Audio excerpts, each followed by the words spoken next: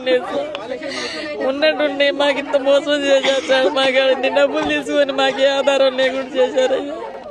నిలువ నీడ లేదు, నీళ్లు లేవు, కరెంట్ లేకుండా మేము ఎంతమంది నిరాశ చేసినాం సార్. ఇక్కడితో 8 సంవత్సరాల నుంచి చివరికి వచ్చేసరికి మాకు ఏ మాట కూడా చెప్పట్లేదు సార్. పడగొడుతున్నారన్న మాట కూడా రాలేదు సార్. అంత బాగా ఆగమాగం చేశారయ్యా. ఈ పార్టీ వాళ్ళు ఆ పార్టీ వాళ్ళు తెలియక. ఎట్లా మరి గెలిచిరు పోయిర్రు, కనీసం మీ దగ్గరకన్నా రావాలి కదా. ఎవ్వరు రాలేదయ్యా, ఎవ్వరు రాలేదు. వీళ్ళు ఏమంటారు మేము పోయినాం, వాళ్ళకి గెలిచినాం, వీళ్ళకి గెలిచినాం అంటున్నారయ్యా. కానీ మాకు ఏది తెలియదు సార్. ఎవ్వరు చెప్పలేదయ్యా, మాకు ఎవ్వరు చెప్పలేదు నాయన, ఎవ్వరు ఎవరు చెప్పలేదు. ఓట్లప్పుడు అయితే అందరూ వస్తారు అని ఏం లేదయ్యా. అందరు చాలా పేదవాళ్ళు సార్. ఇక్కడ ఎవరికి ఇవ్వలేదు. ఇట్లా ఏడుస్తున్నారు. మీ ఏడుపు వాళ్ళకి ఇబ్బందే కదా. తగలాలి సార్, తగలాల. కానీ వాళ్ళకి తగలదయ్యా. వాళ్ళు మంచిగా ఉన్నారు, మేమే ఏడుస్తున్నాం సార్. ఇవాళ 3 రోజుల నుంచి ఏం లేకుండా తింటున్నాం అయ్యా. కనీసం రేవంత్ రెడ్డి ప్రజాపాలన అంటాడు, ఇందిరమ్మ ఇల్లు అంటాడు. ఏది లేదు నాయన, ఏది లేదు. ఒక ఇల్లు కూడా ఏమి లేదయ్యా. మరి ఇప్పుడు మీకు అన్నం ఇది అంత ఎట్లా? ఏం లేదయ్యా, ఏం లేదు. అన్నం లేదు, నీళ్ళు లేవు. నిన్నటా నుంచి గ్వాస్ అంటే గ్వాస్ చేస్తున్నాం సార్ మేము. మాకెవరైనా ముందుకొచ్చి ఇప్పటికైనా మాకు ఒక దారి చూపిస్తే ఏడైనా ఉంటామయ్యా. మేము కోరుకునేది దారి చూపెట్టాలని కోరుకుంటున్నాం. అది పోయినాయి కానీ ఇప్పటికైనా దారి చూపిస్తే ఇప్పటికైనా మేలుకుంటామయ్యా. కొద్దిగా ఇన్నాళ్ళంటే తిన్నారు, వాళ్ళు తిన్నారో ఎవరు తిన్నారో తెలియదు సార్. మేము తెలియకుండా ఇచ్చినాం ఇన్ని డబ్బులు కూడా ఇచ్చినాం అయ్యా. ఇచ్చారు మనిషికి 2 లక్షలు దాకా ఇచ్చారు. 2 లక్షలు 3 లక్షలు తీసుకొని మాకంతా నీడ లేకుండా చేశారు. పైసలు తీసుకున్నారు, ఇప్పుడు లేకుండా చేశారు అయ్యా. ఇప్పటికైనా దారి చూపిస్తే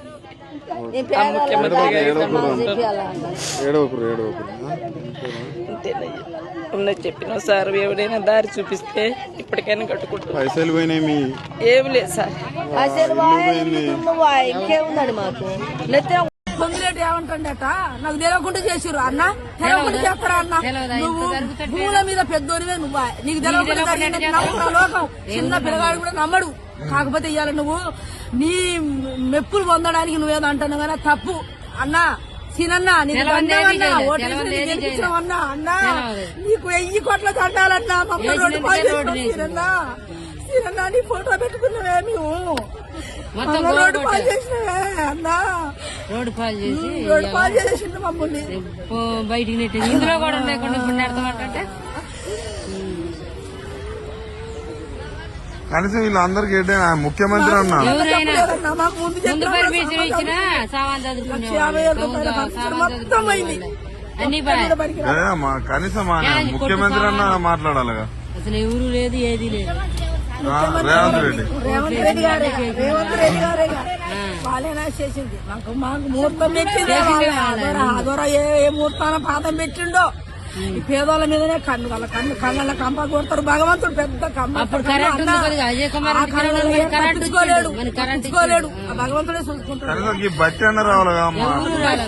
మాకు ఎవ్వరు లేరు. మాకు ఎవరు న్యాయం చేస్తారో భగవంతుడే వస్తాడో, ఎవరు అడ్డమేస్తారో ఏం చేద్దాం అనుకో. ఎంతమంది పంచుకుందామని ఆ భూమిలోకి వెళ్ళగొచ్చిర్రో మమ్మల్ని.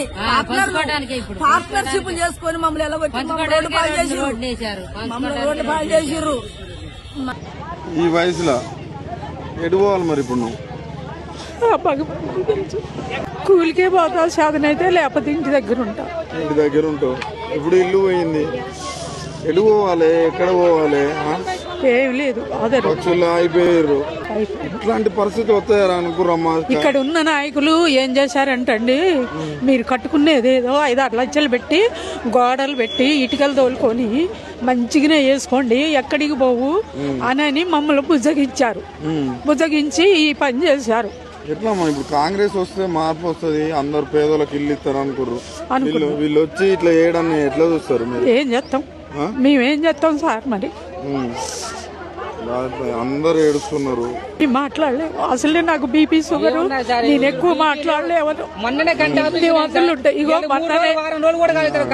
ఇగో కంటి ఆపరేషన్ చేయించుకుంటూ మరీ అన్యాయం అయిన వాళ్ళు, నాశవంటి వాళ్ళు ఉండకూడదు సార్. అసలు ఉండకూడదు. బతకాలి, ఎందుకంటే అందరికీ ఏం చేస్తాం? అందరికి ఉంటే ధైర్యంగా ఉండాలి, కొట్లాడాలి. ఏం చెప్తాం సార్, ధైర్యంగా ఉంటాం. ఏ రోజు నెలకు 3,000 రూపాయల మందులు ఉంటేనే నా బతుకు తీరు, లేకపోతే లేదు. ఆ వచ్చే పింఛను వాటికి చాలవు. ఓకే. ఆ స్తంభాలు తెస్తాం, కరెంటు తెస్తాం, వాటికి ఇవ్వండి వీటికి ఇవ్వండి, ఊక వసూలు చేసుడే. మేము సాలారు పెట్టి బోర్లు నడిపిస్తాం అని మమ్మల్ని అన్యాయం చేశారు సార్ ఈ మద్దుల పెళ్ళోళ్ళు.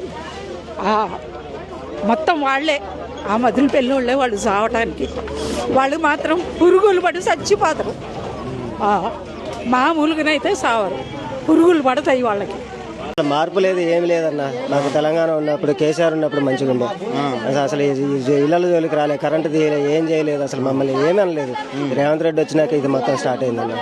నిన్నైతే మాకు ఇంటిమేషన్ లేకుండా, అసలు నోటీసులు ఇవ్వకుండా, ఏమి ఇవ్వకుండా మా ఇల్లు గోలు కొడతారు. రాత్రి పిల్లలను పట్టుకుని అట్లనే కూర్చొని ఉన్నాం, ఎప్పుడు వస్తారో తెలియకుండా. పొద్దునే మాకు తెల్లారుజామున భయం గడిపినామన్న. పొద్దునే వచ్చేసి మా ఇల్లు కూలుస్తా అంటే మా పిల్లలు అడిగారన్న, ఏం సమాధానం చెప్పలేదు.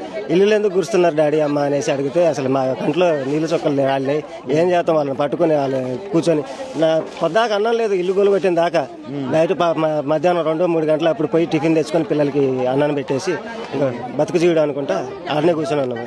కట్టియాల్సిన గవర్నమెంట్ కట్టిస్తామన్నారు, పేదవాళ్ళకి పంచుతామన్నారు, అవన్నీ ఎటు పోయినాయి సార్, అర్థం కావట్లేదు. అసలు చిన్న మంత్రి అన్న వచ్చి అసలు మంత్రి కాదు కదా, ఎవరు కనీసం వార్డు మెంబర్ కూడా రావట్లేదు సార్. వార్డు మెంబర్ కూడా ఎవరు పలకరించడానికి కూడా రాలేదు.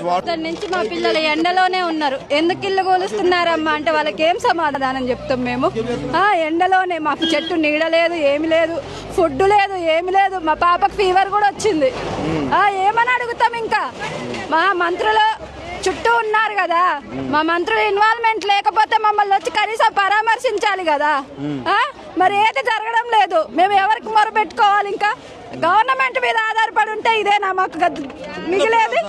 చిన్న పిల్లలు సార్, 3 సంవత్సరాలు 5 సంవత్సరాల పిల్లలు సార్ మా పిల్లలు.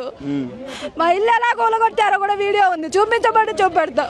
పప్పు మాకు కనీసం ఇటుకిటిక పేర్చుకొని కట్టుకునే స్తోమత కూడా లేదు. రేకులు మేము అత్తగారింటి మీద పుట్టింటి మీద ఆధారపడకుండా ఫైనాన్స్ ప్రైవేట్ లోన్ తెచ్చుకొని మరి కట్టుకున్నాం సార్ రేకులు ఇల్లు. ఆ రేకులు కూడా కోల్పోయినాం మేము. ఇప్పుకుంటాం, ఒక రోజు టైం అన్ని ఇవ్వండి అన్నాం. ఆ రేకులు కూడా ఇప్పుకోవడానికి మాకు ఛాన్స్ ఇవ్వలేదు, అడుగుతున్నా కూడా ఛాన్స్ ఇవ్వలేదు. ఇంకా ఏం చెప్పాలి? ప్రజాపాలన అన్నారు, మేము వస్తే అన్ని ఇస్తామన్నారు. ఏమీ లేదు సార్, మాకు ఎటువంటి ఉపయోగమే లేదు. ఇది వినోబా నవోదయ కాలనీ, మా ఊరి పేరే వెలుగులోకి రాలేదు. ఇన్ని రోజులు నీళ్లు కరెంట్ లేవని మేము ఎంత బొరు పెట్టుకున్నా మాకు కరెంట్ ఇవ్వలేదు. ఆ నీళ్ల కోసం అర్థించుకున్నాం, ధర్నాలు చేసినాం, ఏం చేసినా మాకు ఉపయోగపడలేదు ప్రభుత్వం. మా ఇల్లులు కోల్పోయినాం. ఇంకా ఏం చెప్పాలి సార్? వాళ్ళు ఇలాంటి దుస్థితి ఎదురైనాక కూడా ఇంకా మేము ఏమని అడగాలి, ఏమని అర్థించుకోవాలి చెప్పండి? వాళ్ళకి అనేది మానవత్వం ఉంటే వాళ్ళు ఇప్పుడు వచ్చి మా ముందు నిలబడాలి, మాకు న్యాయం చెయ్యాలి. చెయ్యాలా వద్దా చెప్పండి? చెయ్యాలి. మరి వాళ్ళు ఎవరు పట్టించుకోవట్లేదు, ఎవరిని అడగాలి మేము? ఏ మాట సహాయం లేదు, ప్రెస్ ద్వారా లేదు, వాళ్ళు ఎవరి ద్వారా అయినా వాళ్ళ కింద పనిచేసేటటువంటి అధికారులతో ఏం చెప్తున్నారా? మీకు సరే అమ్మా ఇక్కడ కోల్పోతే కోల్పోయారు, మీకు ఇంకో చోటైనా మంచి ఇళ్ళని చూపెడతామని ఏదైనా భరోసా ఇస్తున్నారా? లేదు. ఇందిరమ్మ రాజ్యం, ఇందిరమ్మ ఇల్లు, మాకు ఇందిరమ్మ ఇల్లు లేదు. మా 100 గజాల గుడిసెను కూల్పేశారు. ఇన్ని రోజులు 8 సంవత్సరాలుగా నీళ్ళ కోసం కరెంటు కోసం తిప్పలు పడ్డాం. ఇప్పుడు కొంప కోసం ఇల్లు, మా ఇల్లు గూడు కోసం కూడా చెట్టు కింద కూడా బతికేలేదు సార్. చెట్లు ఏమైనా కనబడుతున్నాయా చెప్పండి? చెట్టు కింద కూడా ఉండలేము సార్ మేము. ఇక ఎక్కడని ఉండాలి? ఈ ఎండలోనే బతుకుతున్నాం మేము.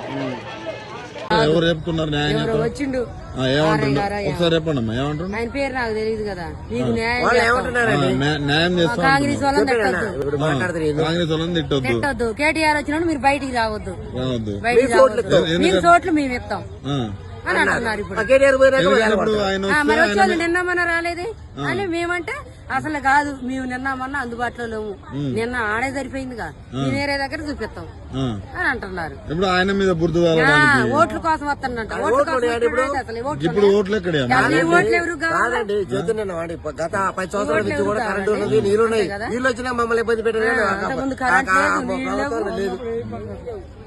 అది కాదమ్మా, ఇప్పుడు మీరు బయటకు వెళ్ళకుంటుంటే ఆయన వస్తే వెళ్ళిపోతాడు. నిన్న ఇష్యూ అయింది, మీకు రాదు, మిమ్మల్ని మీద క్రిమినల్ కేసులు అయితే మీరు బయటకు వెళ్తే చెబుతుంటారు.